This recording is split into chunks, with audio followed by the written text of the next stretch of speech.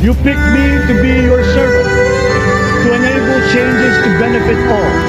But I am ready for the task. Imagine a country that, in almost every sense, is you. Bawat akbang Filipinos, come, let us put our shoulders to the wheel and Sa give that sariling wheel a faster turn to repair and to rebuild and to address challenges in new ways Ika'y to sinira provide for all Filipinos Kahit sa to be all that we can. Your dreams are mine. ng perang ng Pangarap nyo taong ay bayan. pangarap ko. Pinapastan mo lahat ng dusa. Dahil prioridad ang kanilang kinabukasan. Matatag ka, hindi kaya ng iba. Ay nilang pagkakapalahan.